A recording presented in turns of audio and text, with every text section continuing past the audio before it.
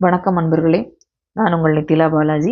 பொதுவா அமாவாசை தினத்தில ரீடிங் பண்ணி நம்ம சொல்ல மாட்டோம். ஏன்னா, அமாவாசை தினம் முழுக்க முழுக்க முன்னோர்களுக்கான சக்திகள் அதிகமா இருக்கும்னு, பௌர்ணமி தினத்தில டாரட் ரீடிங்லாம் சொல்றது வழக்கமா இருக்கும். ஏன்னா, டாரட் ரீடிங் அப்படின்றதே சந்திரனை மையப்படுத்தி, ஜோதிடமும் சந்திரனை மையப்படுத்தினுங்கும்போது, பௌர்ணமி தினத்தில அதுக்கான வேல்யூ நம்ம அதிகமா பேசப்படும்.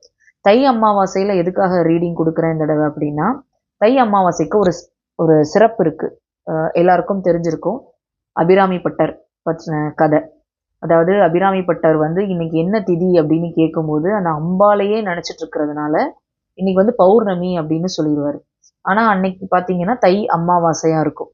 அப்போ அரசன் இன்னைக்கு பௌர்ணமின்னு இவர் சொல்லியிருக்காரு. இத நிரூபிக்கலைன்னா இவர் நெருப்புல போடுவோம் அப்படின்னு சொல்லும்போது, அபிராமி பட்டர் அபிராமியை நினைச்சுக்கிட்டு பாடல் பாடிக்கிட்டே வருவார். அப்பதான் அந்த 100 பாடல்கள் அவர் உருவாக்குறார். பாடல்கள் பாடிக்கிட்டே வரும்போது 60, 70வது பாடல்கள் பாடுற சமயத்துல அம்பாள் காட்சி கொடுத்து, காதணியில ஒண்ண எடுத்து அவங்க வானத்துல எரியும்போது, அது முழு சந்திரனா மாறிடும். பௌர்ணமியா மாறிடும். அப்போ அமாவாசைய பௌர்ணமியா மாற்றின ஒரு நாள், ஒரு நிகழ்வு நடந்ததுனால, இந்த அமாவாசைக்கு பௌர்ணமி அப்போ என்ன ஒரு பலன் இருக்குமோ, என்ன ஒரு சக்தி இருக்குமோ பிரபஞ்சத்துல, அந்த சக்தி, அந்த பலன் கண்டிப்பா இருக்கும்.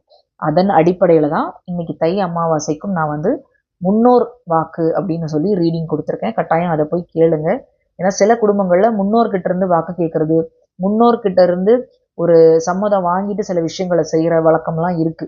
அதனால நீங்க முன்னோர்கள்கிட்ட கோரிக்கை வச்சிருந்தீங்க அப்படின்னா உங்களுக்கான பதிலா இந்த ரீடிங் அமையும். கட்டாயம் அந்த ரீடிங்கும் போய் பாருங்க. தொடர்ந்து கொடுத்துட்டு இருக்கிற ஆதரவுக்கு நன்றி. நிறைய பேர் பார்க்குறீங்க, நிறைய வியூஸ் வருது. ஆனால் நிறைய பேர் லைக் பண்ணுறதில்ல, நிறைய பேர் கமெண்ட் பண்ணுறதில்ல. ஸோ தயவுசெய்து லைக் பட்டனையும் கிளிக் பண்ணுங்கள். கமெண்ட்டில் ஒரு தேங்க்யூவோ, இல்லை உங்களுக்கு ரீடிங் எந்த அளவுக்கு பொருத்தமாக இருந்ததுன்னு பற்றியோ ஒரு வார்த்தையோ ஒரு வரியோ நீங்கள் கொடுத்தீங்கன்னா இன்னும் சந்தோஷமாக இருக்கும். நிறைய பேருக்கு இதை ஷேர் பண்ணுங்கள்.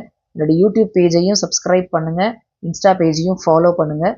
தொடர்ந்து ஆதரவு கொடுத்துட்டே இருக்கிறதுக்கு ரொம்ப ரொம்ப ரொம்ப நன்றி மக்களே. எல்லோரும் இன்புற்றிருக்க அந்த இறைவனை நான் வேண்டுகிறேன். ஈச அருள் எல்லோருக்கும் எப்போதும் நிலைத்திருக்கும். நன்றி அன்பர்களே.